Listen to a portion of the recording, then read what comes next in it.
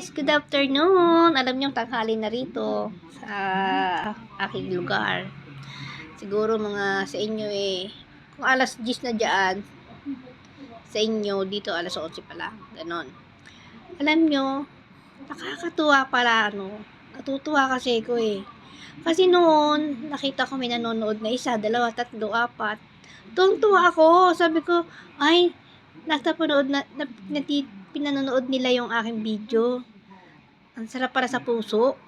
Ang sarap yung para bang yung hindi mo alam na pinanonood ka ng tao, tapos titignan mo. Doon ko na-realize na kailangan kapag nag-ano ka ng video, yung mayroon silang nakakatawa, mayroon silang aral na makukuha, at saka basta po na ko ngayon dahil nakita ko may mga unti-unti na akong mga viewers. Salamat po sa inyo, may mga viewers ako.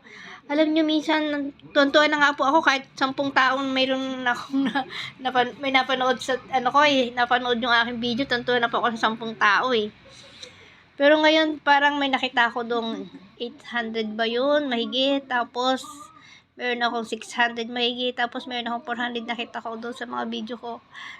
Tapos siyempre merong unti-unting alam nyo, tuwa po ako, kayo po, biyaya ng Lord sa akin. Totoo lang po.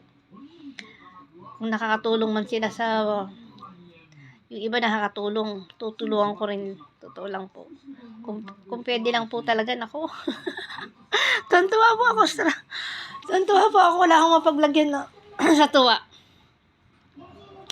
Nawalan talaga ng boses kasi noob po ako Nakakatuwa kasi namamasuko ako dahil masakit yung alam niyo man dito, malamig kasi dito.